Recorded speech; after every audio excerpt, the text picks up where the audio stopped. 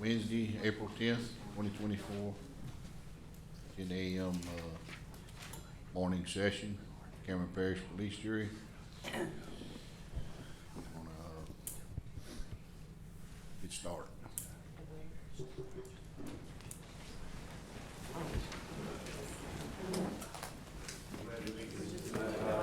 The United States of America, and to the republic for which it stands, one nation, under God, indivisible, with liberty and justice for all.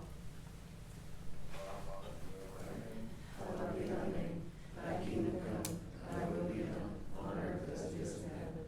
Give us this day our daily bread, and forgive us our trespasses, as we forgive those who trespass against us. And lead us not into temptation, but deliver us from evil.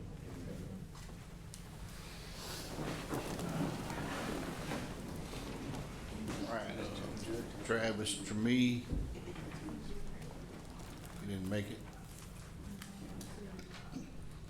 Okay. TPRA. We're gonna table CPRA's things to the next meeting. Mr. Harmon?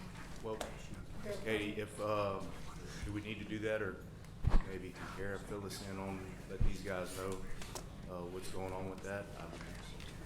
Well, they're gonna come, CPRA is coming to the May meeting. They're coming. So she can give you guys an update if you request it, but they're gonna go through their entire PowerPoint they had planned to today. They're gonna do it in May. Okay. Thank you. Okay, Mr. Josh Hightower, mosquito control.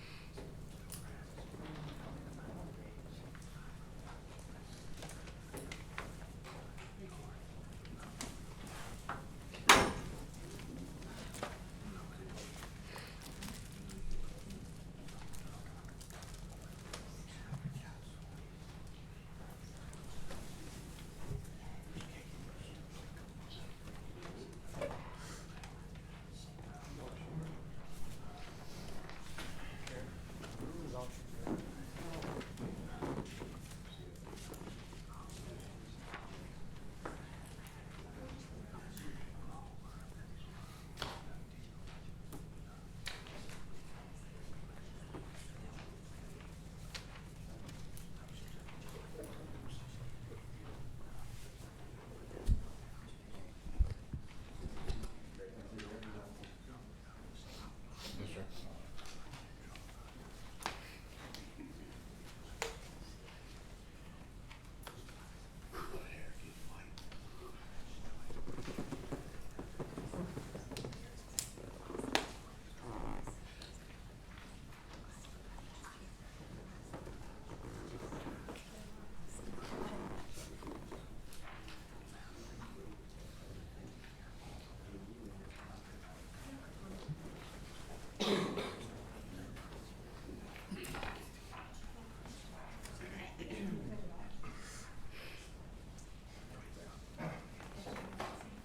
All right, can everybody hear me good? Yes, sir. All right.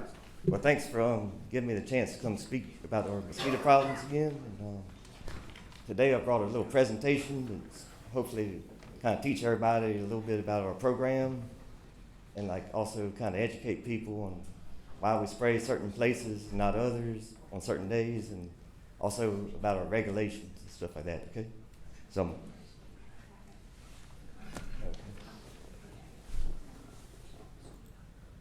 all right.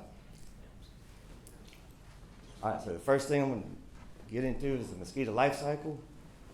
And the mosquito life cycle has 4 different stages. Got eggs, larva, pupa, and the adult. And typically that whole cycle takes a whole week. So like, say today we had a big rain. Well, maybe next Wednesday or Thursday, you expect like more mosquitoes to hatch off, because that's the length of the cycle is typically a week, okay? So, and then an adult mosquito, they can live up to 8 weeks, in nature, and they can also lay up to 300 eggs. And then there's two different types of mosquitoes. You got floodwater mosquitoes and permanent water mosquitoes.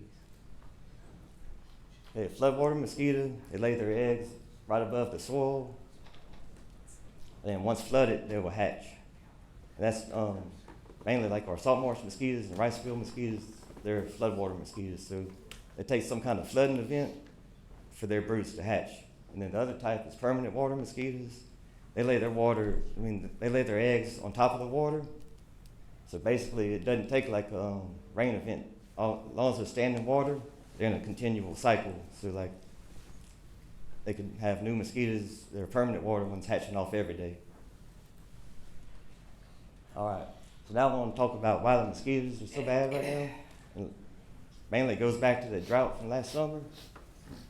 As the drought was occurring, the mosquitoes were laying their eggs above the water line as the waters were receding. And then once they had no more water, they were laying the eggs into the cracks. And these eggs can remain dormant until the right conditions come. And then like the coastal flood advisory that occurred in the fall, that flooded all the marshes with all salt water, pure salt water. So that's a picture from Big Lake right there. Here's one from Rutherford Beach showing the drought and then showing in November. And also the drought had devastating effects. Let me go back.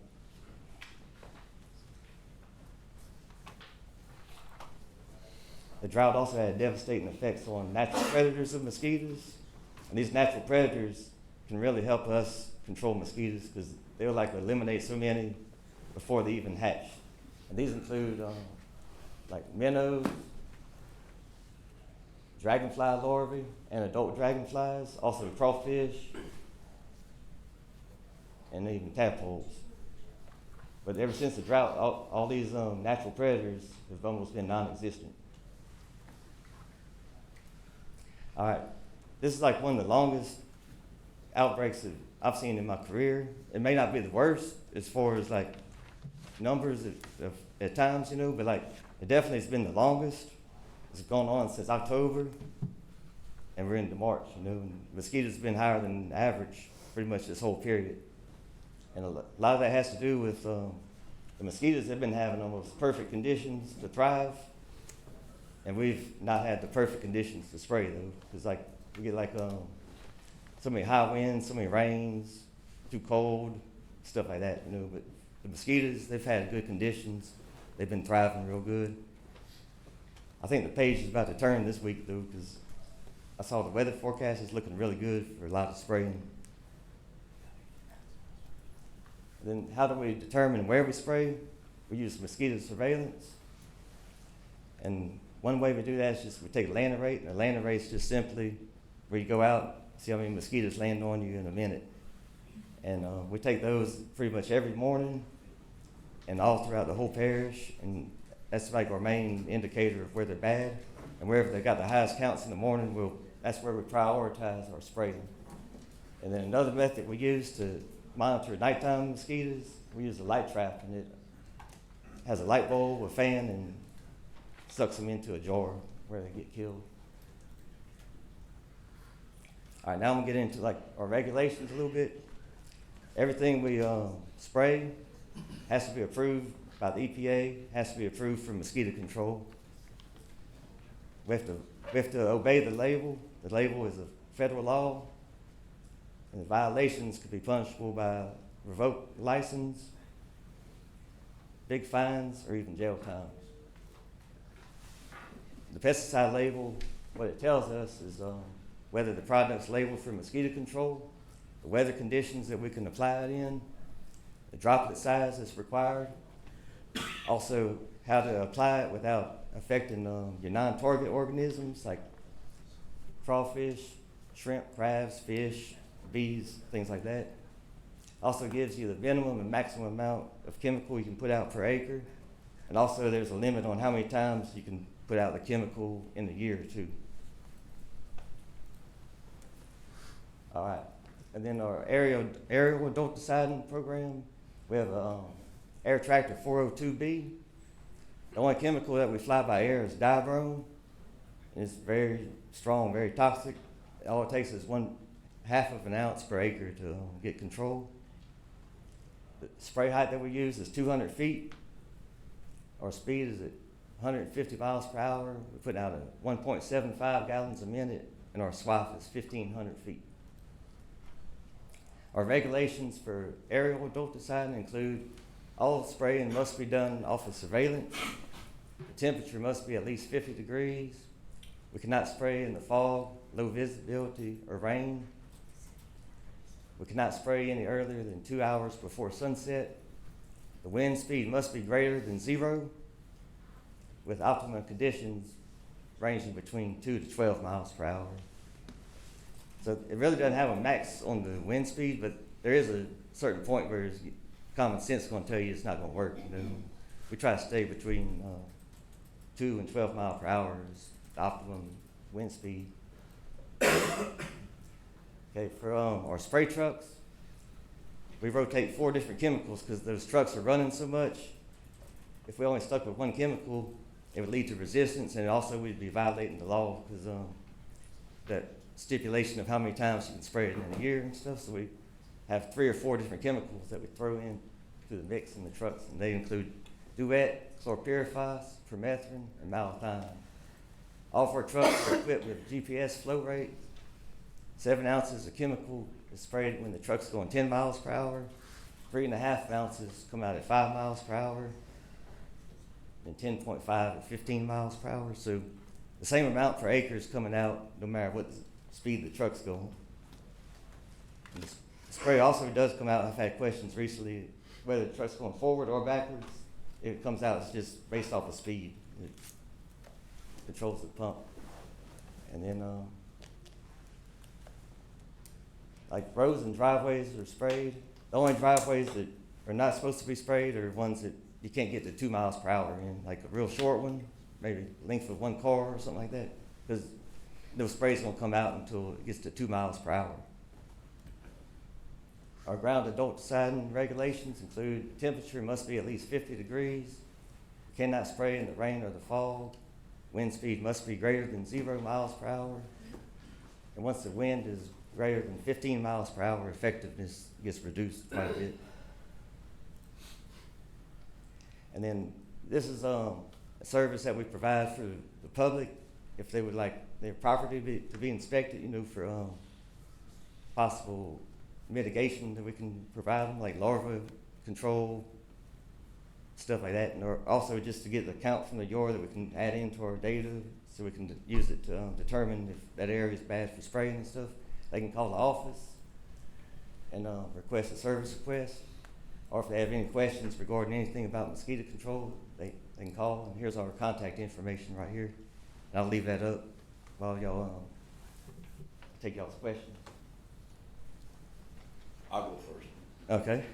I see some gaps in the spraying times. Is there a reason for that? Yes, sir. That's the weather. I mean, for the whole month? Yes, sir. Like, which one are you talking about? Which month? Well, even the truck spraying. I know in January there was big gaps between some places didn't get sprayed at all. Yeah, that had to do with the weather. Like, cause January did have a good period where it was freezing and too cold to spray. Okay? We'll go to the next month. And they had some gaps in the next month. Not the next month. March, I think it's March. And like Klondike, Lowry, and Sweet Lake, Grand Lake didn't have treatment on spray on the plane. Yeah, that's because the That's plane, March. That's when they were eating us up. right? But the plane has a little bit more stricter guidelines weather-wise than the trucks do. Because the trucks, we can put them out like 15 mile per hour wind. It's going to still be pretty effective because it's down low to the ground. 15 mile per hour wind with the airplane is not going to be effective because the wind's going to push it off target, and probably a lot of it's going to dissipate before it hits the ground and stuff like that. I don't know, I'm not gonna get into. And then also a lot of those conditions include like nice to have real high humidity forecast. We're not going to put the plane up because if that fog creeps in on them, it's very dangerous for him, and we're not putting our pilot's life in danger. Oh, we don't expect you to. Right. And that time of year does have a lot of foggy nights. But we sprayed everywhere else, but we left those spots out. Yes, sir. It's based off of our surveillance, and the places that had the highest counts got the first priority. Okay. Another thing, we spoke, actually, Mr. Michael spoke to, Secretary Strain and said that we could do some adaptation, moving of, the rules and regulations if we needed to, if it was a bad enough outbreak. But Have we explored that? look, they have things already in place where I can do it without even going through anyone else if it's needed. But like right now, the weather hadn't even been good enough to get close to exceeding any kind of limits. Like for each area, with the airplane, the limit is 4 times a week. That's quite a bit of flights, you know. It's very rare. Like the only time we've ever exceeded that was after Hurricane Laura, and it was in Johnson Bayou, and that's a legal thing that you can do after a storm. And then there's things in place with all of our chemical labels. You can exceed the limit if you have documentation of animal disease, human disease, or if it's a declared natural disaster. So that's the stipulation's already in place, and you don't have to do anything except just I can make those decisions on my own. Right. Natural disaster, I'm sure that's got a different definition than I got, but, it depends on the number of phone calls I get. It's a natural disaster. Right. But, It said it's bad, and I know that we grow a lot of mosquitoes in the marsh, okay? It's nature of the beast, but, just spraying times and numbers of spraying times that you get out there, we need to at least be at the max we can do, and if we need to go above that, we need to seek help from the state to be allowed to go above that. I mean, it's just the mosquitoes have been bad. I mean, I know you don't raise them, but at the same time, you're responsible to do the best you can to Right. spray them.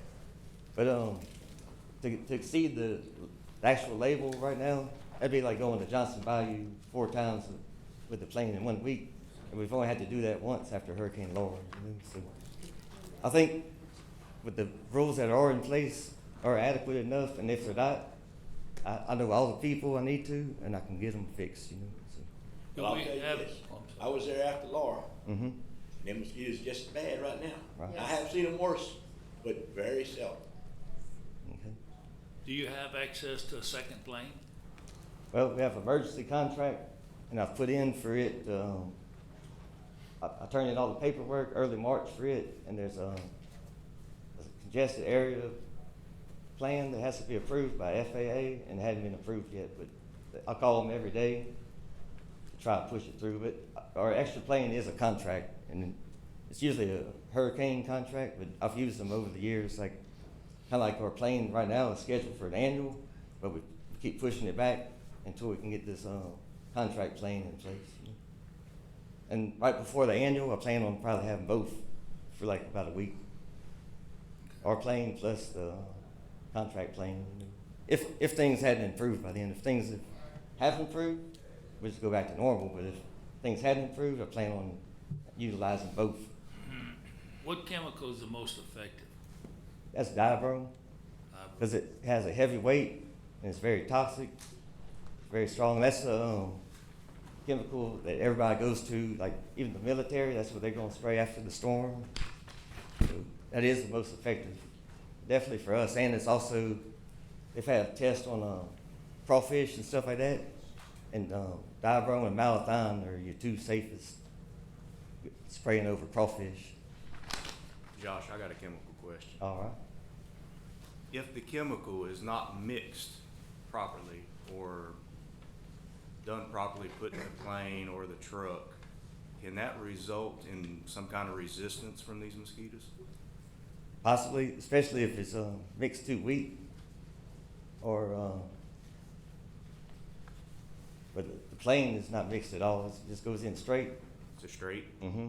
And all the other ones that we spray are kind of like kind of between the mid rate and the low rate. Just and the fact that we do that is because we have to spray so many times. We have to spray so frequently. If we had put it at the max rate all the time, we'd run out of different chemicals that we could use because we just have to spray so often. You know? Do y'all have any kind of, say, quality control or any kind But of? right now, since I don't have an office, Records I don't have an of any of office the- or lab or anything like that right now.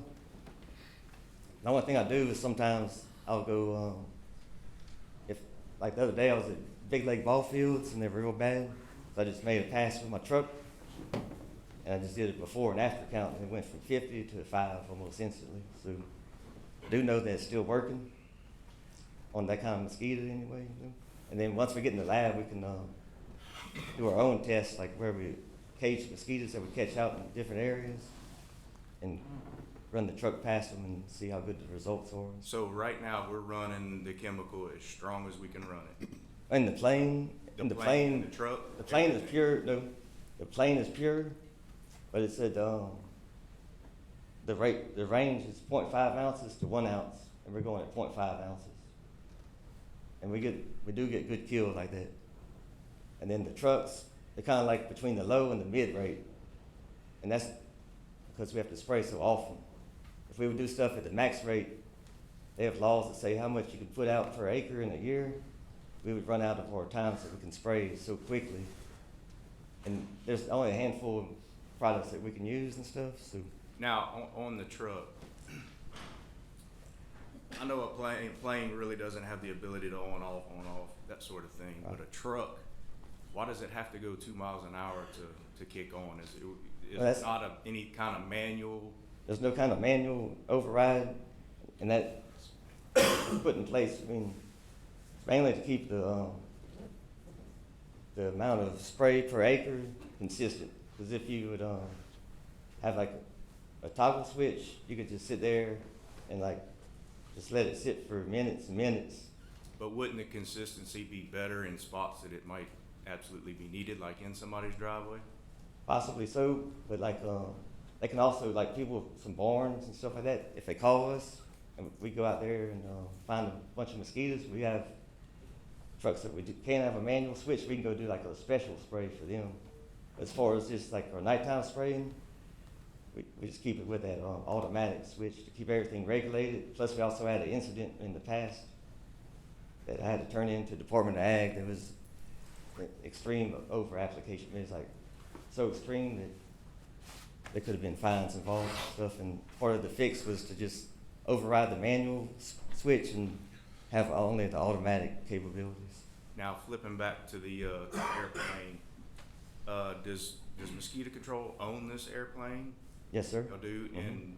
and maybe, Watson had a good idea on contracting maybe a second plane to maybe double up on some of this stuff. I've been having that plan in place. I've been calling them every day, but I'm waiting on that approval by FAA.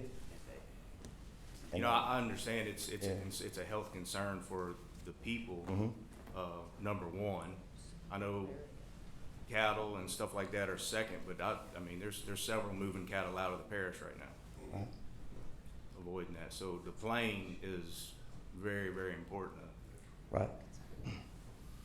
I have been on the phone with our emergency contract. I've been trying to get that plane for like last week when they had the 2 good days of weather, and I've been trying to get them.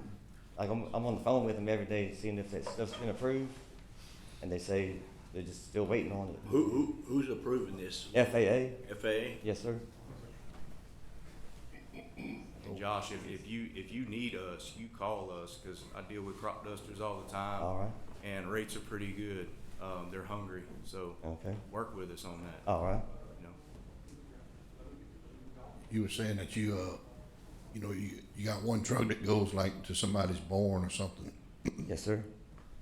I think that, that's for everybody in the parish. So what you gonna do if nearly everybody in Cameron Parish has a barn or a shop? What you gonna do if everybody calls you? Well, Back up to every barn. What we gonna do? we've never had that problem, but they would just have to wait their turn. I guess we can only do so many a day and stuff. But we do offer, that kind of spraying for real bad circumstances, and then we're gonna check it out first and verify that the mosquitoes are bad too. We're not just gonna go spray for nothing. But if they call and we go there and they are bad, we'll help them out. They're pretty bad. It was look. I was getting bit this morning in the rain and wind. Yes, sir. So Josh, on the trucks, I've had a lot of people say, some nights when they pass, they can actually smell the treatment. and other nights they think you're spraying water. All right. Is that due to the type of chemical you're spraying? Yes, sir. In fact, we're finishing up our round with Duet right now. Duet's kind of like one of your newer products.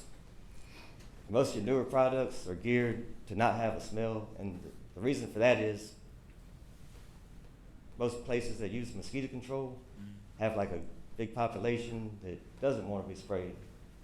They don't want to be exposed to chemicals, and like they don't want to smell something that's strong. If it doesn't have a smell, it kind of puts people at ease. So like a lot of the newer chemicals are being made to kind of satisfy the big majority of people across the country.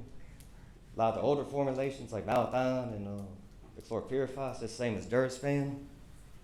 Well, they're gonna smell. And we're switching to chlorpyrifos. Like I just put in the order for the 12 drums of that, and we're gonna be switching over the month. You know, sometime in the next few weeks. And when that truck passes, you will smell it. Well, smell the stinky stuff in my area. That way they think y'all doing something. Oh, you don't want to be outside when this stuff passes. I know.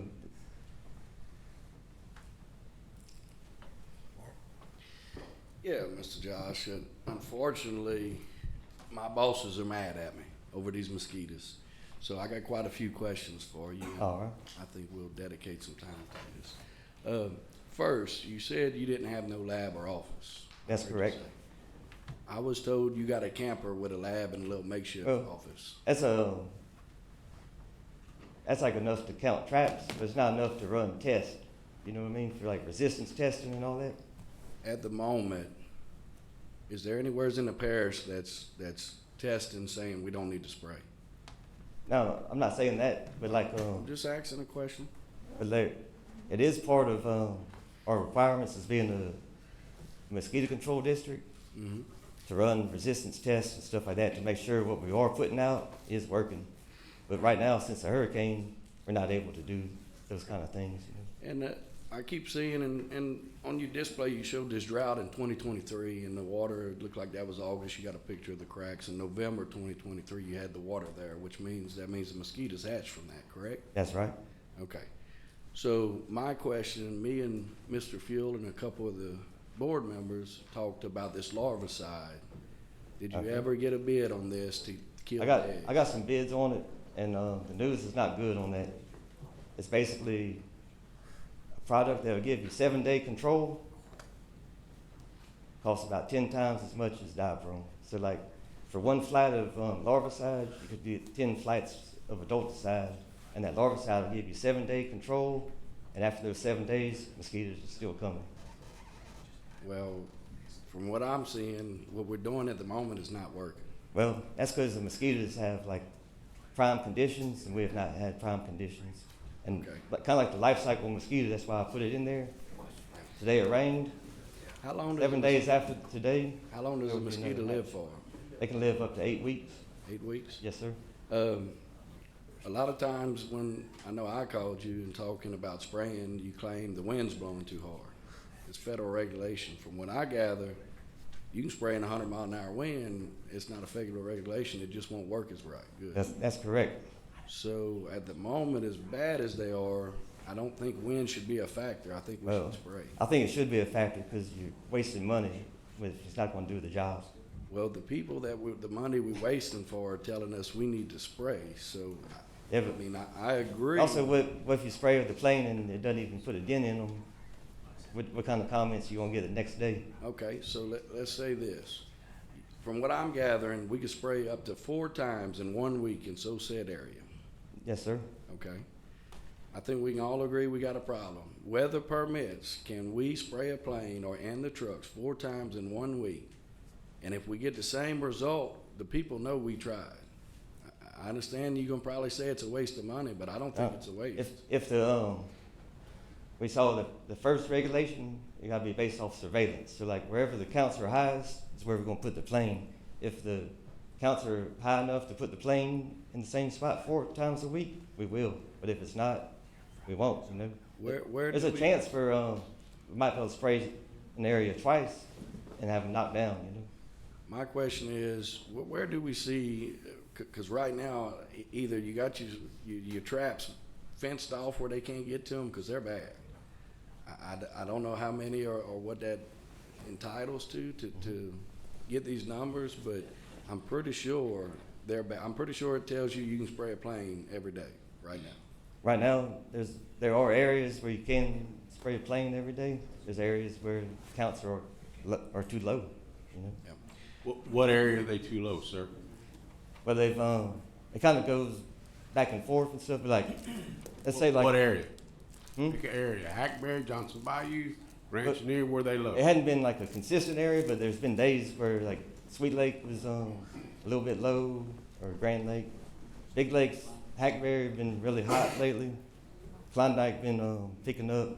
Creole, everything, the normal spots like Creole, Grand Chenier, all that. Could this be due to days with high winds to where they're not flying to get into your traps, but if you go walk in the grass and stir them up, they there? Yeah, that's why we take landing rates and we use traps. Okay. So my next question is, from what I'm hearing, your rates ain't showing we could spray if we're not spraying. Secondly, it don't sound like it's not feasible to spray more than a couple times from what I'm hearing and understanding. And then also, how would I put this? Right now, they're bad. Trap, no trap. I think we reached out to you to move up to the totem pole. That way, your traps wouldn't be a concern in the matter to where you had to have X amount in each trap to spray. Right. We asked you to go above and see if they allowed you, because we don't want you to do nothing outside of what you're supposed to do.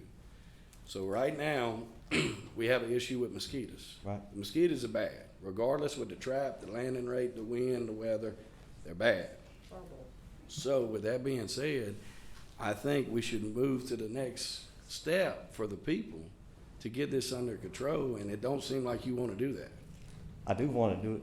In fact, this week, we have the weather to do it, and the plane will be going up 5 days in a row coming up starting tomorrow. So are we spraying every area, or are we spraying Can't, hit or miss? I talked about that last time. It takes 4 nights to spray the whole parish. With our plane? Right.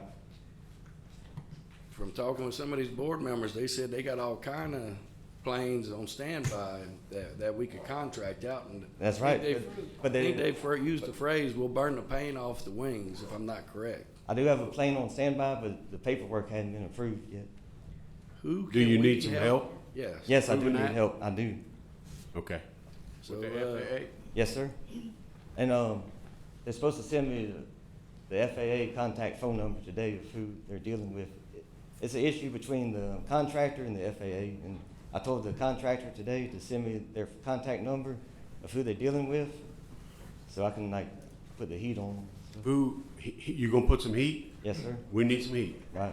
Who's your contract sprayer? They're Dynamic Aviation, the same ones we used after Hurricane Laura. Where they out of, Rita. sir? They're out of Illinois. So it sounds like you're having an issue and you're getting some pushback on this. Who do we need to call to help you to move this along for the people? Because look, we're in this with you. All right. I'd say the FAA that's a federal department, so We might. maybe need that. one of our congressmen or senators would be. Yeah, we might need that number so we can get it to our senator. All right. Get it to us. And And once I do get it, I'll send it to all y'all. And also, I know, speaking with you on the phone, you made the comment you didn't want to take this next step because we're loading trucks illegally. Is this true, or what do we have to do to get this to where? Well, we're basically like working out of like off of portable trailers, you know, like we're in the process of getting our warehouse that's going to be all contained and proper and everything.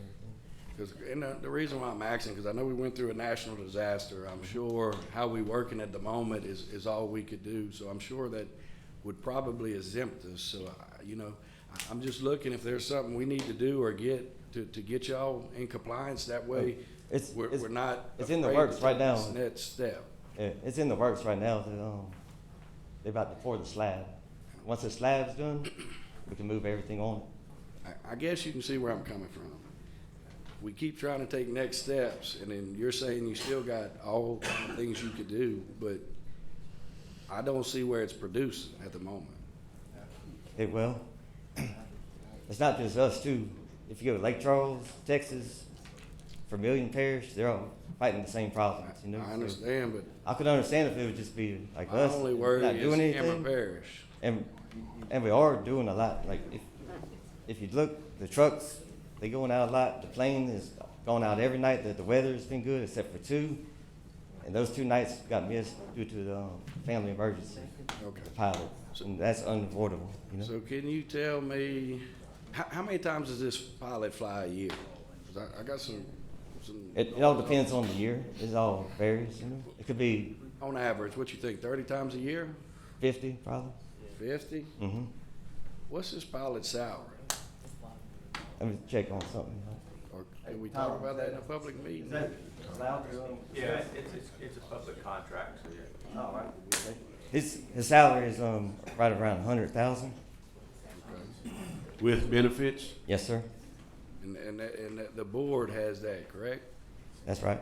So we own the plane and the pilot's an employee of the Mosquito? Mosquito Control Board. Yes. Yes, sir. Okay. I'm just, you know, But it is important to have a full-time pilot for sure, because otherwise, if you just use contract people that are part-time, when you need them, they're not going to be available half the time. oh, I'm not getting at that. I'm just Yeah. saying if we got a pilot and we got a plane, every hour that he could spray right now, he should be flying and spraying. I mean, unless, is that breaking rules? Well, it's unsafe to put them in a plane for 8 hours straight. But he's in there about 3 to 4 hours a night, and then really, if you start a second load, the mosquito activities kind of drop down, and that second load doesn't do as good as just waiting until the next day and hit it again in the prime time. The prime time is right after dusk. So you said it's unsafe for a pilot to fly 8 hours. What's the reasoning behind that? Because it's exhausting to be up there and For 8 flying at night. hours? In 8 hours. I mean, I'm sure he's not flying for the whole 8 hours. I don't know. Have you ever flown or not? Yeah, I Okay. actually have. And, I watch crop dusters. They fly all day long. They get up, But they spray. flying at nighttime, And flying at nighttime is a whole different ball game. so just because you turn the lights out, it's more exhausting. Mm-hmm. Okay. So I'm just trying Look, to help you. I try to just keep my pilot's safety in top priority, because if we lose him, we're not going to fly anywhere, you know? And we lose the plane, too. I'm not saying to put your pilot in an unsafe area. I'm not saying fly in fog. I'm not saying fly in wind. I'm just saying if we need them to spray, do we need to look at getting 2 pilots? That's a possibility, too. I mean, And we have one full-time, and we have one backup, and we're working on a third backup. to me, there's a shortfall somewhere, and I'm just trying to find what's the shortfall where we can fix it together to where we can better serve the people on these mosquitoes. Have you reached out to Mr. Glenn Bogard? No, sir, but I know him. Okay. Yeah. Call him. All right. Hey, Mr. Josh, Yes, sir. how do you do that resistance test on these mosquitoes? Well, basically, just you have to collect them as larvae, then rear them in the lab, and then you put them in like round cages, and you can spray them with the airplane or the truck, and then you have another set that doesn't get sprayed, that's just off site somewhere. That's a control, and then you just compare them, you know, and you compare the mortality of the controls, which should be 0, compared to the ones that got sprayed. How long does it take your pilot to fly from Lake Charles into the parish? Say if he goes to Grand Chenier, how long does it take him to get from the Lake Charles Airport to Grand Chenier? That's about 15, 20 minutes. So if we was to use our airstrip, hangar it there, and say to fill up and load down here, would that cut a lot of time? That way he don't have to fly for 8 hours. It would cut a lot of time down to where he's doing more spraying and less traveling. I don't think that would help much. I mean, I'm not even sure if our airstrip's long enough. He needs almost 1,000 feet. I think I measured it. It's like 1,300 something Okay. feet, and the plane you sent me, it's like 900 and Right. maybe It's 57 feet. 975. And then if it's not long enough, I'll be more than willing to get with the landowners to extend it, you know. But where we are has a safe hangar, got the fuel, has everything we need right there. I'm just saying, if Is it 4 hours, the spray when they load it lasts 4 hours? Yes, Last sir. the whole Mhm. night, basically? Yes. So you're looking at about 45 minutes round trip off of his hours that he can fly, whatever it is. But if he's flying Hackberry or Big Lake, he's right there real quick. That's the second part. How many acres does a load, plane load cover?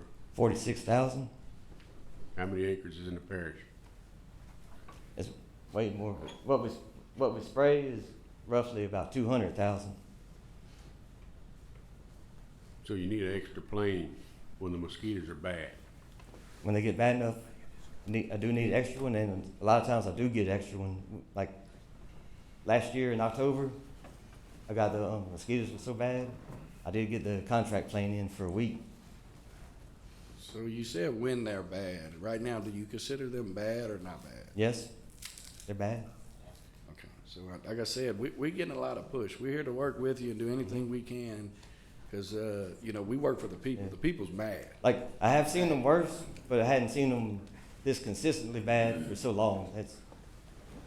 You know, it's been like from October to now, they've been consistently bad. I have seen them worse, you know, for short periods, but I'm gonna be honest, I hadn't seen them this bad for such a long period, you know. So hopefully after today, I think we could beef up on some stuff and start trying to hopefully get some people some return on the mosquito board. Yeah, that's Think right. we can do that, and like I said, if you need some help from us, look, I don't mind staying on the phone and harassing some people to get something done, you know? All right. Really? I'm telling you. So Josh, in this plane, you said it's, you know, they're putting their chemical in. Now that chemical's getting mixed with a gallon rate of water, correct? I mean, is that In the airplane is pure diabrome. pure? Yep. So you're filling up, what is a plane hold? 180 gallons of pure diabrome. And it's got a certain rate that droplets out of the, That was on that slide. It come out like a 1.75 gallon a minute. so there is no way that it can be manipulated and not heavy enough, I guess you'd say, or dosed enough. Now, if he flies the swath that it's supposed to, everything's gonna come out just like it's supposed to, half an ounce an acre. Now, what about in these hot spots? This is an idea that, like Ronnie, we talked about. You know, in hot spots, what if we piled up the trucks, teamed up the trucks, and kind of ganged up on them? Is there any kind of possibility of showing a presence and doing that sort of thing? Well, it did happen the other night, but it wasn't because of anything more than I was one of the drivers, and one of my other daytime workers was one of the drivers, and we had to work early in the morning, so we teamed up to get the area done faster. You know, and it does work good like that. 'Cause Do we have enough trucks? We have enough? no, there's not enough trucks to team up and put 2 in each area. It takes 2 nights with what we do have to get every area sprayed. Yeah. And You I don't was- have to do every area in one night, though, you know, I mean, Yeah. you can So take maybe the Creole Cameron area. concentrate on some hot spots Yeah. here and there.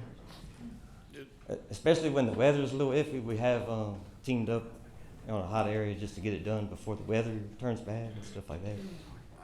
I would like to see a lot more spraying. For case in point, the other night I watched y'all sprayed the Rutherford Beach area, Oak Grove, and Grand Chenier area. I live right there by the red light. The plane stopped about midways between Trosclair Road and the road I live on in the marsh, you know. At my house, they was unbearable.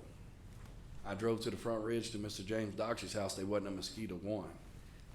When we spray an area like that, why wouldn't we spray the whole area or push them to the marshes and spray where the houses are? But like, you might see the plane even though it's not spraying your area. It's like that night it was spraying north of Mermentau to Dagle's Corner, which is just south of you. Mm-hmm. And that's why, we only have a certain capacity that we could put in the plane, so basically we can spray 4 areas with 1 load. Again, And then so that's why when we start up on this good stretch of weather, it'll take 4 nights to get the whole parish. And you may see the plane close by, but you may not get it until the next day. Okay, I guess this goes back to, can we spray all night with our plane? But I mean, I know you don't want them to spray over 4 hours. What I'm saying is, they had the Grand Chenier area, the Oak Grove area, and the Rutherford Beach area. It was on the mosquito embankment. We used to do it, and the results were not good on the second flight. I guess what I'm saying is, That's why we quit. we don't want you to do anything we bring into the table year round. We just want, as soon as they get it under control, y'all do whatever y'all want to do as long as they're under control. You know what I mean? And what I'm saying is you spray these 3 areas. And the Creo area where I was not on the mosquito embankment. Right. I get that. But and from what it sounds like, the plane was out of spray. You can't spray more than areas than that, correct? Yeah, that's right. So had we had an airstrip in Creo, he could have flew probably 2 minutes, filled up, and sprayed the rest of the area. And then say the next day, maybe you can spray all of Johnson Bayou in that. You know, when you do an area, to me, say like Lucianier, Oak Grove, Creo, Grand Chenier, Cameron area should be all sprayed at the same time instead of basically you just kind of corralling the mosquitoes. For me, I don't know much about them, but you know, you pushing them off one area onto another. But it doesn't really push them away. It's not a repellent. Whatever it hits, kills. Okay. Yeah. Now, on the second, like say if you were to get a declaration or any kind of agreement to fly an extra plane or push some heavier chemical or something better, how do you pay for a contract plane? How are you paying for that? That comes out of our Per acre? per acre, and Acre? it's roughly about 70 cents per acre. I have to like look on I think it's on that bid sheet I gave y'all.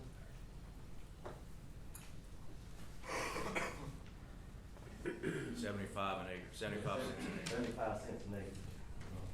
And we supply the chemicals. So chemicals $281 a gallon, and then on top of that we pay them for 75 cents an acre. So I guess I could ask, next week you said this ideal, you're gonna hang the fire to them basically, right?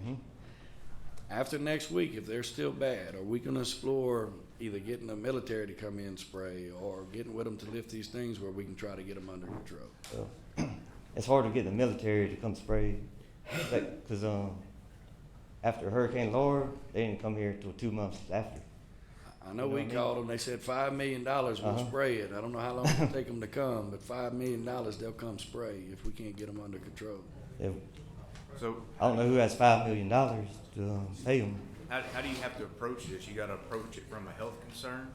That's the easiest way to get where you can exceed the limits, any kind of animal health or any kind of public health. Who are we gonna call to get that done?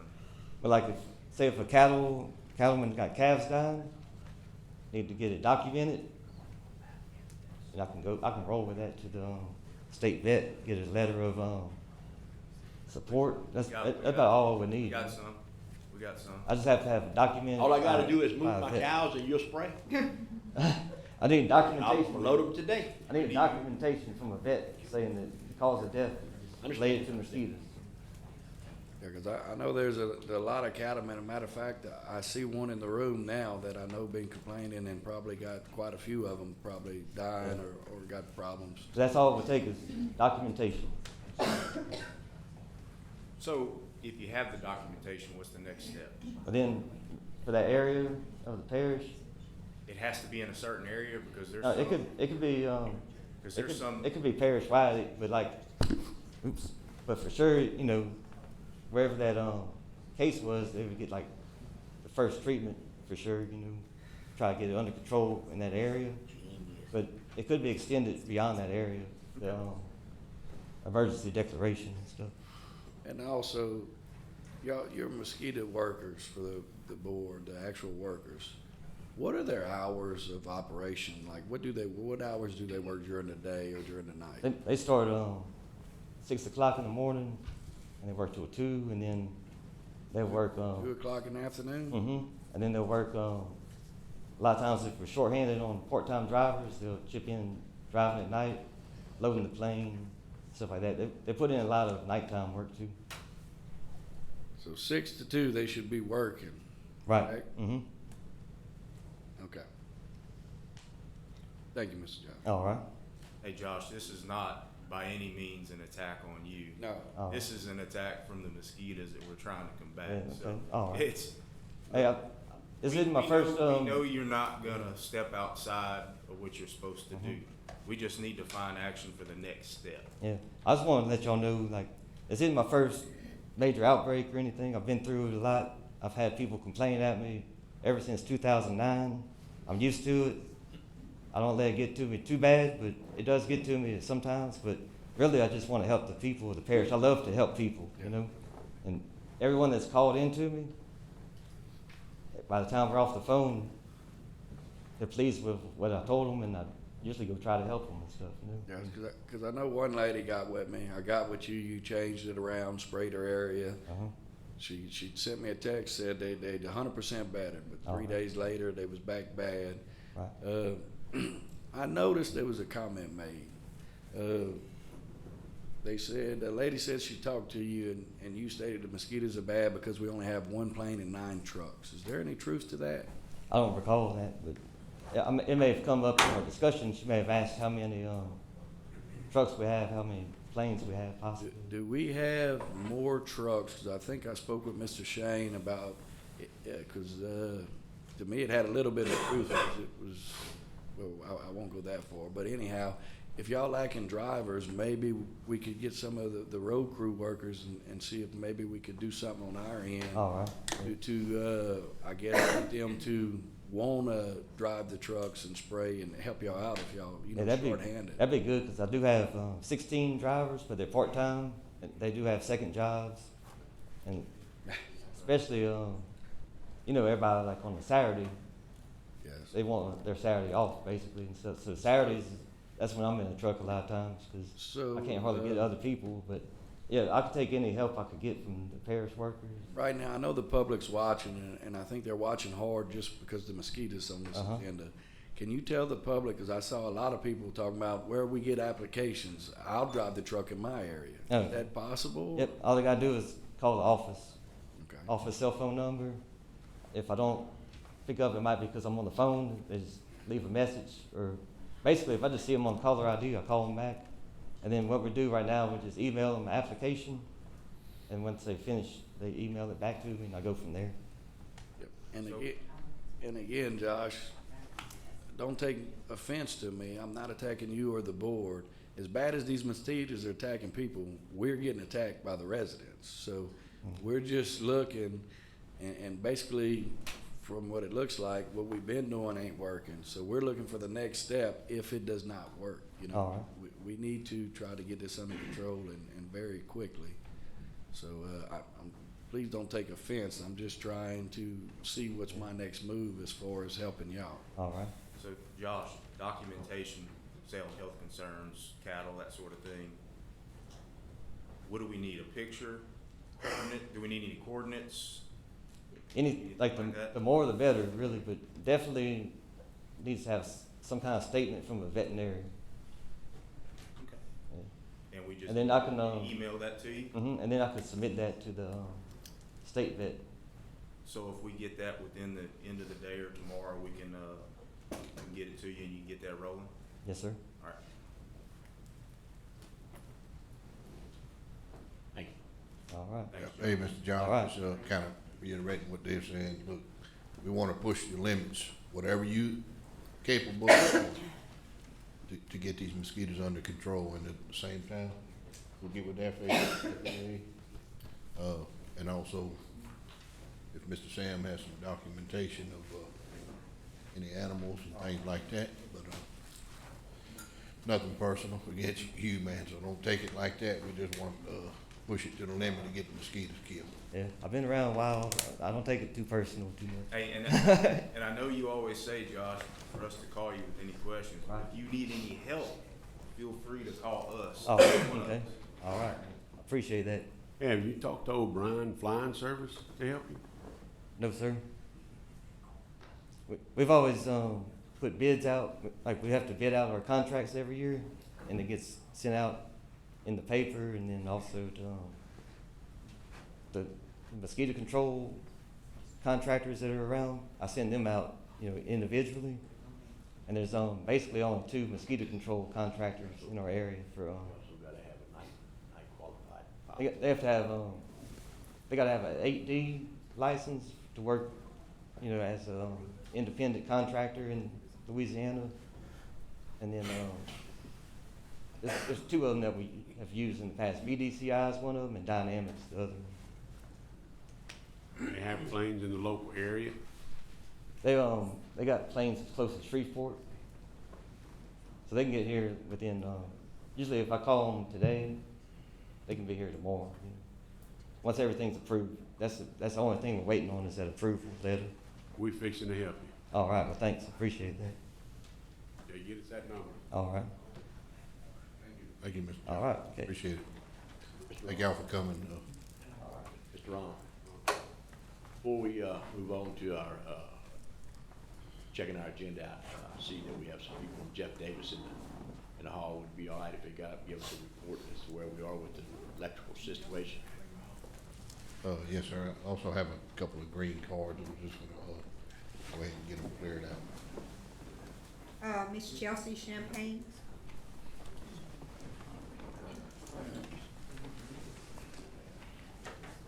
Hi guys, I just have 2 quick add-ons. The first is really just an introduction. My husband and his colleague are here with Infinity Energy Services. They rent equipment.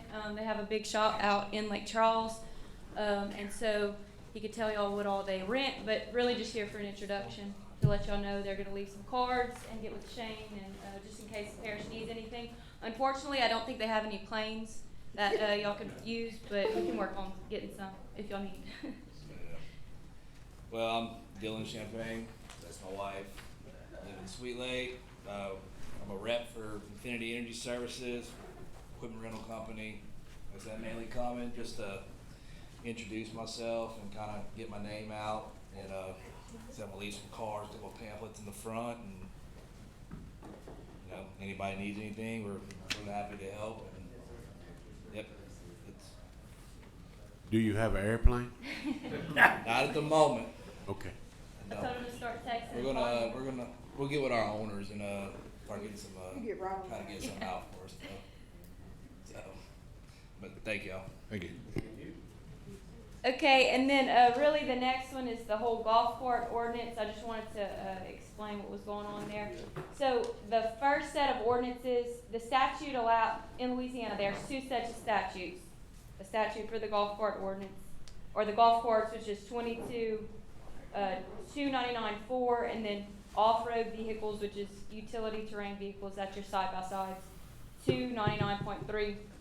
The first ordinance I sent y'all was incorporating both, and because y'all all agreed to golf carts, but not everybody agreed to the side-by-sides for that ordinance, we're just gonna separate them. I kinda explained it in the email, but I just wanted to tell y'all what was going on.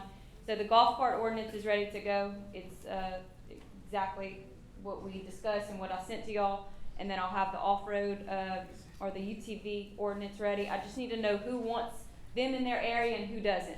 Just because I have to include a geographical description in the ordinance as to it can apply here but not here.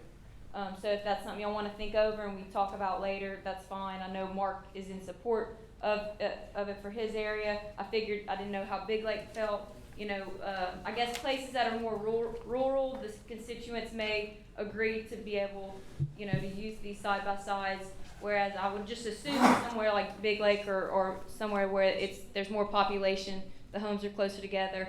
I don't know, that might be something that they maybe feel against. I might be in consideration of putting UTV in the mix, but I also have some stipulations too we need to talk about. Okay, great, yeah. So just throwing all that out there, the golf cart's ready to go, and we'll further detail about the UTV. And also, Miss Chelsea, can we maybe reach out to the sheriff's office and see, just say with the UTVs, talking with a couple people, it sounds like the sheriff department might benefit off of it because they have nothing to go off of as far as like if they catch a UTV on the road or this or that. And there is more stipulations under those codes than for golf carts. Like, for instance, golf carts, you just have to have, you have to be licensed, you have to have insurance, it has to be equipped with everything the law says it has to be equipped for, but you just have to have like a driver's license. Whereas the UTVs, you have to be 21 and have a valid driver's license, as well as all those other conditions. So I'll definitely send an email to Chris and to where we can all be on the same page. Yeah, just to see if maybe they can get a little benefit out of it too, or if it would help them out in any type of way, we can kinda maybe get the ordinance to reflect some of that. Yeah. One more thing. In my area, especially the Holly Beach area, there's gonna be a lot more, visitors in the area, that are not residents of the parish. There's gonna be a lot more problems associated with that. So we're gonna have to sit down and really talk about how much, authority we can give the sheriff. Cause in the old way we do these things, he always has the ability to shut it down anytime he wants. Definitely. So we wanna make sure he still has that ability. Yes, definitely. And this isn't something that has to go into play. If this is something y'all are all against, I'm not pushing it by any means. I want it to reflect y'all intentions and y'all, the people of the parish's intentions. So, I'll make sure, that we're all on the same page and we're happy with how it reads before, going forward with any of that. And we do have some interest from some folks, so I asked Mary to have it on the May agenda Okay. to advertise the order. And we'll talk more detail and get, on the same page before I continue to draft it, just to make sure it's what y'all intentions are, and what y'all constituents and people in the area want, so. All right, thank you. Thank you. Sonny? Yep. Mr. Bo, you ready? Yes, sir.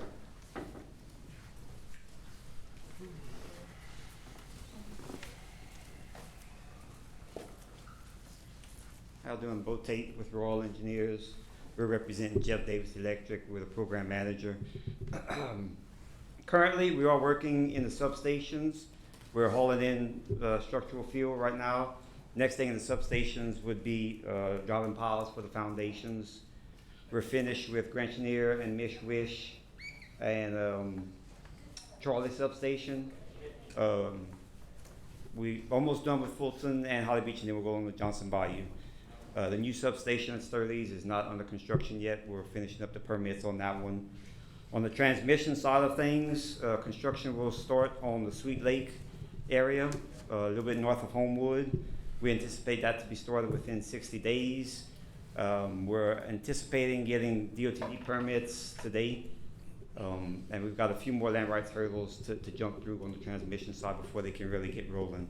But they'll start on the transmission side, like I said, at Sweet Lake, and they'll also start at the same time at the Intercoastal crossing, doing that crossing, and then move to the Mermentau crossing, and then the Calcasieu Ship Channel crossing. So any idea when the crossings might be done where we'll get off this generator power? Well, we'll have to do the crossings, and we got to get all the transmission line done all at the same time to get off of generator power. So we're still anticipating June 2025 to be off of generator power. So we have another year. Yes, sir. I was expecting that they got the river crossings done, they could have used existing lines and until such a time they had the other lines. So We're upgrading, so the lines are going to be different. So everything's going to be the 230, not the 69 that was existing. you're gonna be removing all the existing poles? Yep. Okay. Yep. From Gibbstown to Creo, do y'all plan on working off the road with the cranes, or y'all gonna do something to work off the roads? I'm getting a lot of concern about, cause I know a crane, it probably gonna take up the whole road to work off the road, and I don't know if you've got anything, the plans to work on the marsh side of. No, we're going to be working from the road. We're going to be taking up one lane. DOTD is well aware of the other construction going on, and so our traffic plan is in conjunction with the other construction to be sure that traffic will still be able to flow. Okay, thank you, sir. Any other questions? All right, thank y'all. Thank you. All right. In the review.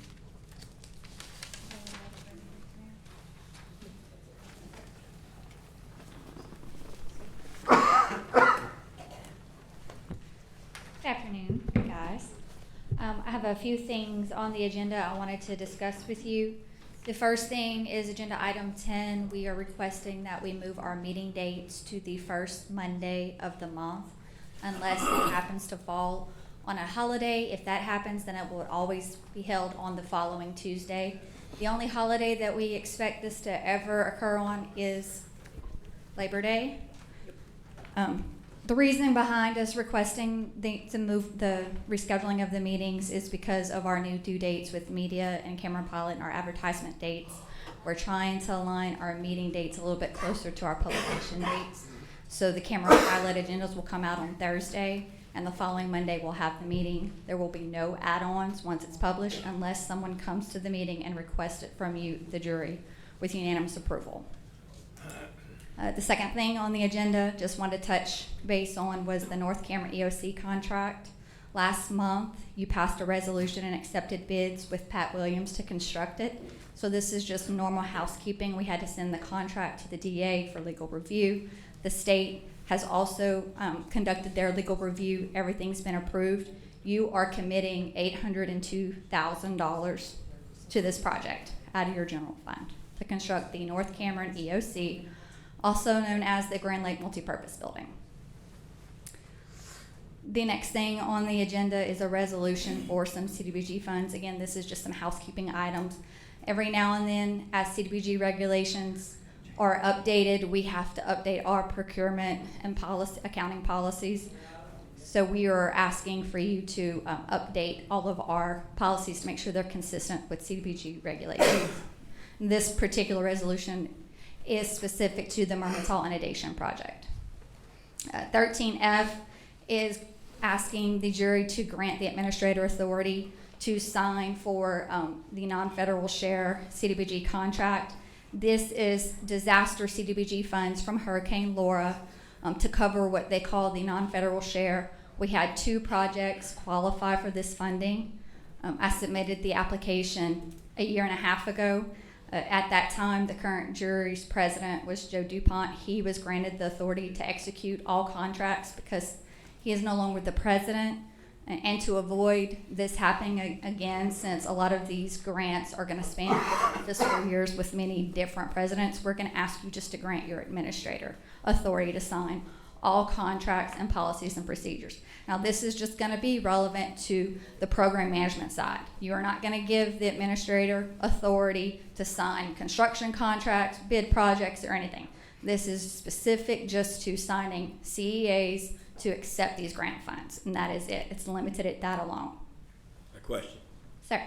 It's granting you authority to sign with the agreement of the board at the time. You're just going to be putting the physical signature instead of the president, correct? Correct. So it's still going to go through the board before it's done. Anything new. Now, there are, like I said, there's some housekeeping items. So the CEA, if it ever has to be amended, we will retain the right if it's nothing that's going to adjust any type of scope or time extension. It's also, you're going to give the authority to the administrator just to update any paperwork. So if we have to change bank accounts at some point and we need to change which fund the grant's going to be deposited in, I can go to the bank and sign on behalf of the jury. But it is limited to that alone. Like I said, the administrator will not have any authority outside of signing a CEA saying Cameron Parish Police Jury agrees to accept the $3 million from OCD in disaster federal assistance. That's the only authority you're given.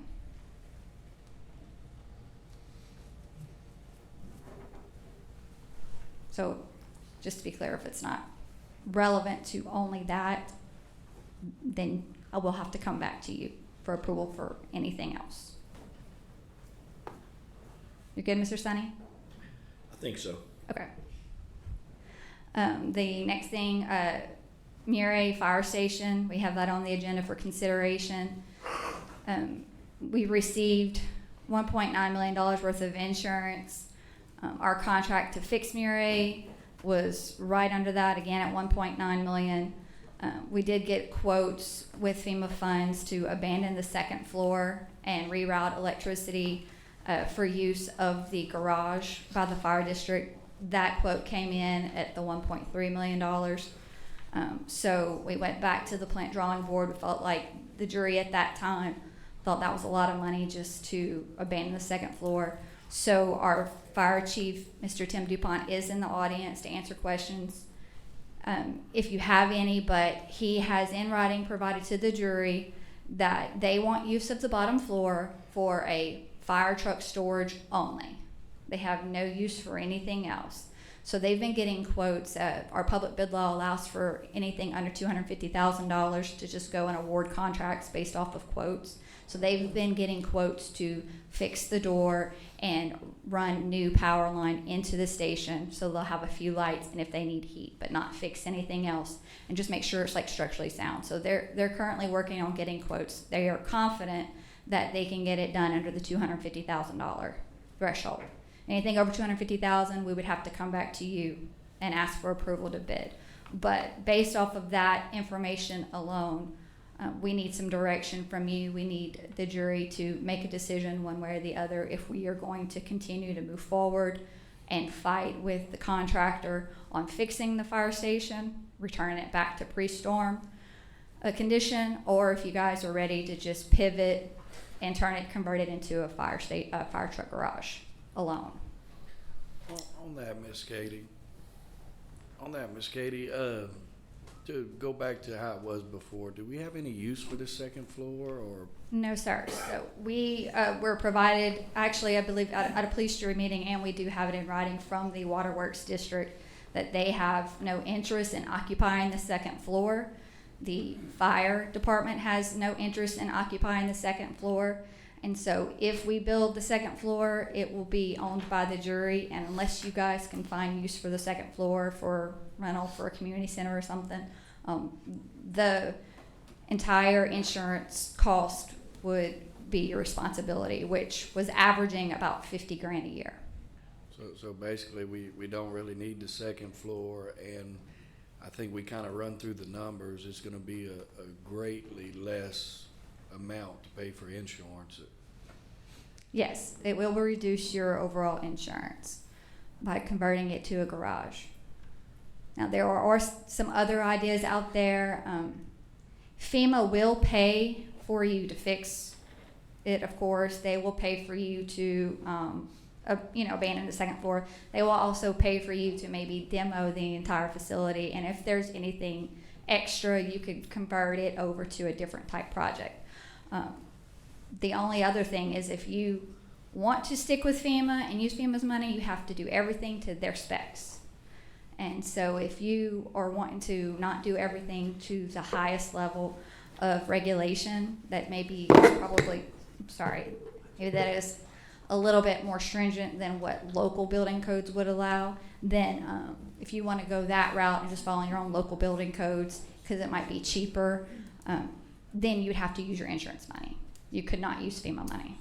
What about if you put just the roof on it and change the occupying area of it? How's it going to affect our insurance, or do we have to carry any insurance on that building? Still have to carry insurance, but when you reduce the occupancy, it's going to reduce your insurance level. Do we have any idea what that reduction would be?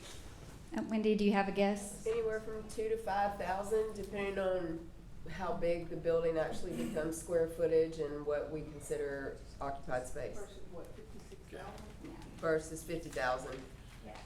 Just Is to that- kind of give you guys some perspective, our Creole garage that is built in Creole, where the old Creole fire station was, that is $2,600 a year annual premium. And that was 100 and, what was it? What's the? Worth $78,000 worth of coverage. The second station that was built in Creole, which was a little bit bigger, extra bays, it's covered at $156,000, and that annual premium is $4,500. So, I mean, you can guess between $4,000 and $10,000 would probably be a good educated guess, but we really won't know until we have a building to insure. So I guess I just wanted to throw out there for the public and the rest of the jury on this. Speaking with the fire board, they kind of want to go this route, and then we have no other route for the second floor. So I think the fire department's wishes is to, move forward with just the garage part, and it's going to cut the cost down on the fire department on insurance significantly. That way they could be able to running it in function well within their means, and then it takes a lot of financial off of the police jury if we was to put this second floor back. So that's kind of what they pushing and kicking around as far as ideas wise. And your chief is here if you have any questions for him directly. You want to add anything, Mr. Timmy? No, I think y'all heading in the right direction. Don't need a top floor, so if we could do away with it, that would help us tremendously. Thank you. I got one more question, but it doesn't do anything with the Myriad. It has to do with another item on the agenda if you're done. Okay, well, I think we're gonna roll the staff through and they might be able to answer your question, Mr. Sonny, if you wanna wait. Well, I think this is more, I don't know if it's a staff issue, the fire resolution for the fire department in Hackberry and the associated tax to it. Yes, your DA can answer those questions. We'll get him up here and he can cover all of them in a few minutes. So if there's no other questions about Murray, it is on, we do need to add something to the agenda. I believe right now it's just consideration of Murray Fire Station. So if y'all are ready to formally either terminate your contract with your contractor and pivot to this, or if you guys are not ready to make that decision, we can table it to the next meeting. But we are asking for some guidance today. Maybe Mr. Tom could help us with that.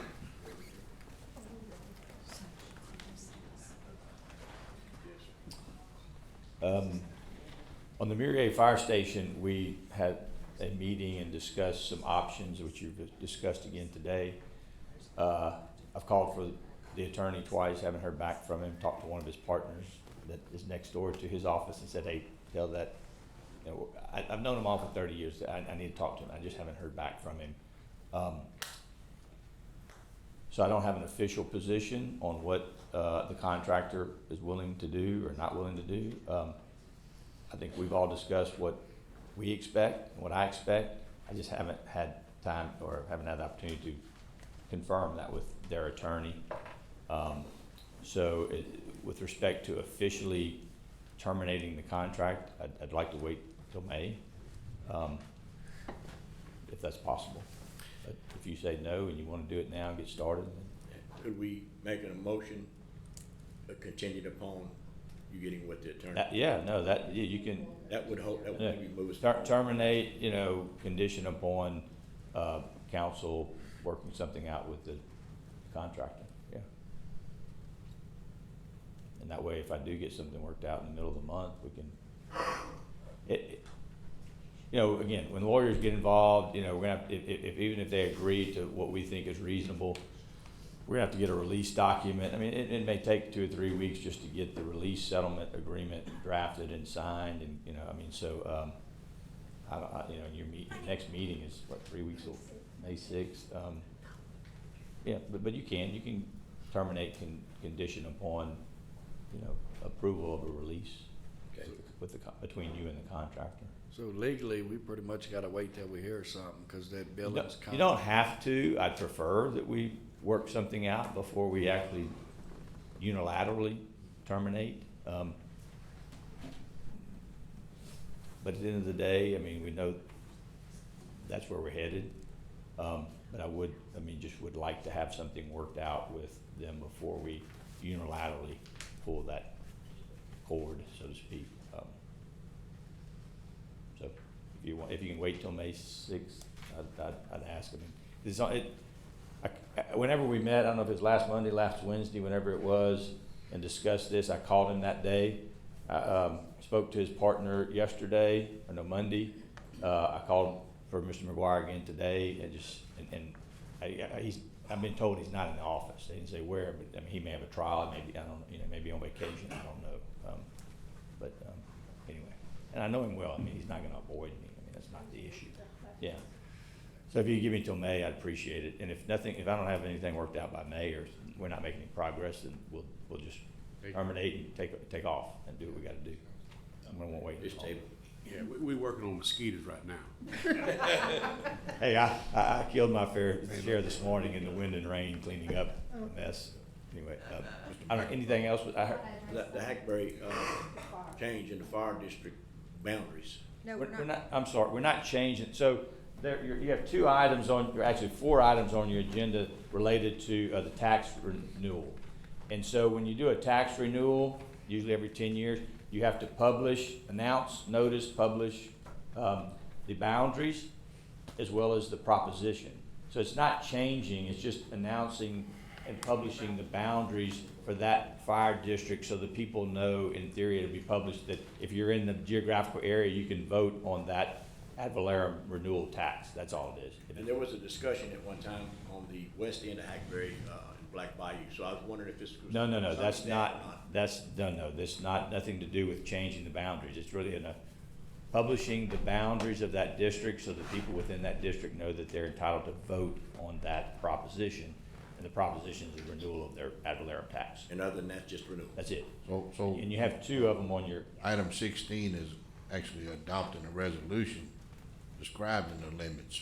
well, Wasn't that already, it's already, it's a resolution, not the ordinance. It's a resolution describing, you have a resolution saying and all this goes to the bond commission so that they see that you've approved the geographical boundaries which are in your ordinance. So you're just a resolution saying these are our boundaries of that district, and a resolution saying here's the proposition. Yeah, and for the record, Michael's not here, but he's for both. Yeah, it's a renewal. And the other one, in lieu of for, Oh yeah, and the other one is the Klondike. They're asking just to go up, so it's an in lieu of. It's not time to renew it. They're asking that they increase their ad valorem millage, so it's entitled in lieu of the 8. They're going to 15 or 16. It has to be voted on. So those are the 2 geographical and the 2 propositions. Anything else? anything else? All right. Thank you, gentlemen. Thank you, Mr. Torrey. Thank you, Mr. Tom. Gentlemen, we do have a change order on the agenda, so I'm going to ask our CPO, Mr. Randy Thomas, to come explain the change orders.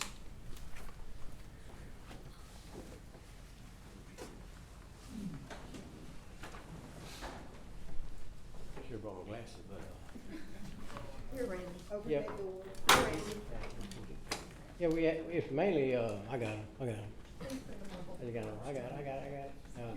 It's mainly just increasing days on overhead doors. The high wind impact doors took a while because of COVID to get them in, so it delayed their time. And we got $1,008 for baseboards, rubber base. And then we get a $10,000 credit. See that $10,000 was in the bid for any billing the service for Jeff Davis. So we wouldn't have a change order. We'd have money allocated for it. So it didn't cost us nothing for a minute to do the service. So they got to return that. So we actually make the money now. Mr. Randy, this work is all complete, correct? The doors and everything? Hmm? This work is all being completed already? Yeah, we're gonna do it. Matter of fact, next meeting, we're gonna put it on after completion. So take the building up. Yeah, the contractor's asking for a total of 82 days, which will bump it from January to March, so they're ready to do the substantial completion. And once we do that substantial, we got 45 days to get it clear lane, but we can move in the building. We'll take it. So we're looking at $1,008. Yep. The rubber base.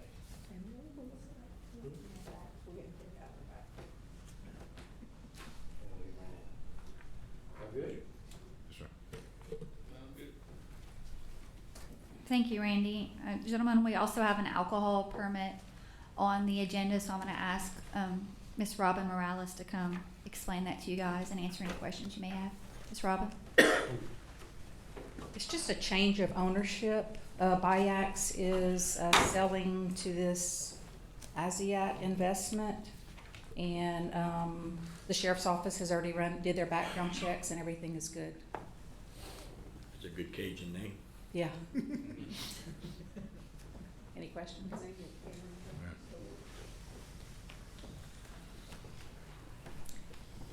And then your Coastal Affairs Director, Ms. Kara Bonsall, she's gonna come and answer any questions you might have about our coastal use permits, and she's also going to address you about a letter of support for a project. Thank you, Kara. Thanks, Katie. Good morning, everyone. I received yesterday a request from Neil McMillan, who is the Federal Coastal Affairs Director with Louisiana Department of Energy and Natural Resources, for a letter of request. We have an additional $20 million that they are requesting the U.S. Army Corps of Engineers to provide these dollars to fund an extra 2 miles of shoreline protection at Rockefeller Refuge. This letter of support I received yesterday after our visit that we had last week at Rockefeller Refuge.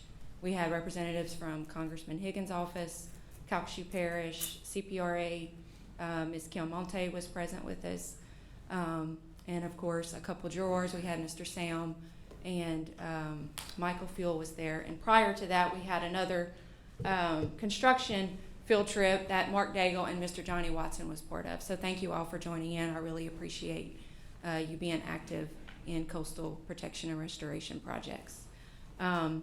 This request needs to be sent in by April 12th, so I would ask that we can have this as an add-on for President Authority to sign this letter of support. It will be sent to Senator Cassidy and Congressman Higgins. So with that, I'll go into the agenda with any permit questions you may have. Jeff Davis Electric, I know Bo gave an update. We received all Gravity Drainage District approvals. The only one I'm awaiting is Hackberry, which they meet the 12th, but they don't see any issues. You wanna go over C a little bit? C.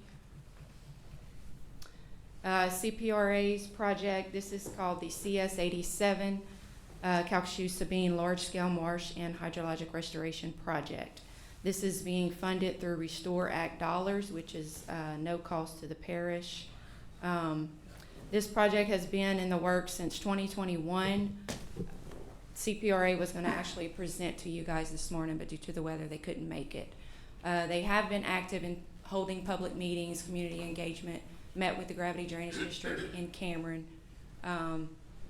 So they are willing to present this project to you, as it is new to most of you here on the board. So it's really your call if you want to table this permit and wait till they actually can present the whole full background and overview of it if you're comfortable doing that. They're good either way. But I know the fisheries attended one of the meetings, and they didn't really have any objections to the project, as it probably will be more beneficial to fisheries passage out of these drainage structures. So it's really up to you guys. I'll leave it up to you. Sam, I know Sam questioned this morning, so I would just ask, if y'all do move it forward, that CPRA stays engaged with the parish and with the Gravity Drainage Districts, which they gave us their word that they would continue to do that as the project moves towards final E&D, engineering and design. I don't see it as being anything but help, so Yeah. that's where I stand. Okay. Sounds good. Is that it? What about D? You familiar with that? D. Let's see. Venture Global, this is actually an emergency use authorization. You'll probably see this quite often. They do this silt blade dredging techniques. It's within the berthing area only. So this is the most minimal impacts to the water bottoms, this technique. It's basically, I had to look up, it's like a weighted pipe they utilize to move the sediment. So they do surveys every so often to check the elevations to see when it's needed. So This doesn't suspend that. That's what they say. It doesn't suspend the correct material. the sediment material, right? Anything you want to talk about the meeting that we had, me and Sam attended in the Grand Lake building the other day, about the trawl and conservation group we met with? Yeah, I mean, We can, they will be presenting at May sixth, at the May sixth meeting. We'll just postpone it. Right, you're right. Okay. So would y'all like me to schedule a project overview for CPRA to give you the CS 87 project? Or are you fine? I think we should still have them here. Yeah. Okay. About it. Or when they hold their next one, I'll make sure we include y'all. I can explain it, but not as well as they can. Okay, sounds good. I'll set something up and send it out. Can they come to the next meet in May, Okay. right? Yeah, just a larger it's going to be a larger presentation, which may take up to 20, 30 minutes. So I don't know if you want to take up that much time, but it's up to you guys. No, I think we should. Okay. Yeah, I think we need. I'll try to get them here May I think 6th. we need to be well informed because whenever they Absolutely. start the project, we have to be able to explain. Absolutely. Okay. Thank you. Any other items?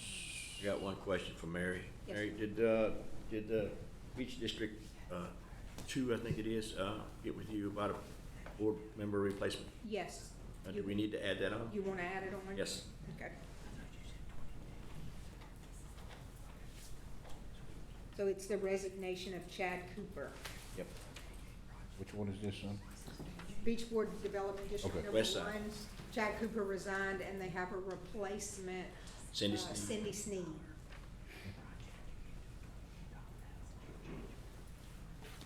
Need a motion for Any that? other items? No, no, sir. We're just gonna, do the add-ons. And you will make a motion Yeah. to recommend.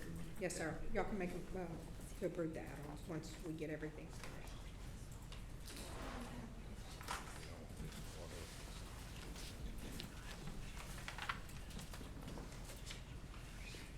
Anything else? Mr. Johnny, Sam? And in the appointments, if you're not sure of anyone on some of your appointments, you can just table them for next month. So we have 2 add-ons, letter of support for Southwest Coastal Funding for fiscal year 2025 and Beachfront Development District number 1 resignation and appointment. When you say that about the reappointments, how long can you table that? You can so when a term expires, they're still when it expires, they're still a member and can vote for 30 days. After 30 days, they're no longer a voting member. You can table it up to 3 times, up to 90 days before you replace somebody, or you can vote to leave it as an open seat, as long as you have enough on the board to have a quorum when they call a meeting. Well, the reason I'm asking, I won't be here at the next meeting, so I won't be able to make it if I table it, so I either have to make a motion today or they would be Yeah, you have, in jeopardy, if you will. I don't know what you want to call it. yeah, you have 2 on yours. You have, well, actually, you and Mr. Mark, Ambulance District number 1, that is both areas. Gravity Drainage District number 3. Yep. And Number 7. you have Don Trahan and Rodney Beo. Right. That is all in your area. Okay.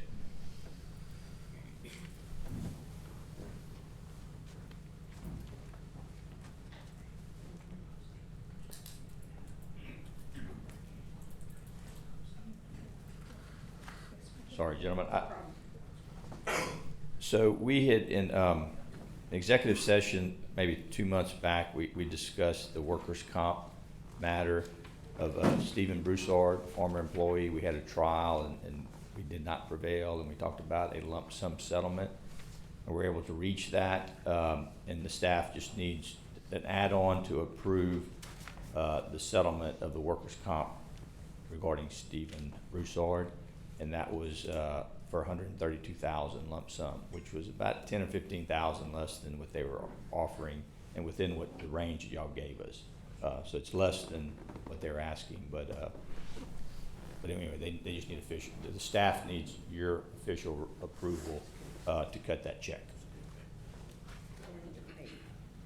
So it's approved settlement with Stephen Broussard. Lump sum So we're gonna settlement. have 3 add-ons. Yeah, sorry.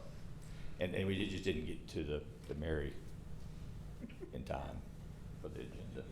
So, Thank you. And if you have any Anything else, questions Jim? about it, I'll be happy to answer any questions, but, all right, thanks. You would add on. Sonny? But, no more questions. Good with add-ons? I'm good with that. No question. We have to approve them at the next meeting. I need to know how to read this. Motion to adjourn. I'll make a motion. Motion by Mr. Mark, second by Mr. Sam. All in favor? 10-minute recess. 10 minutes.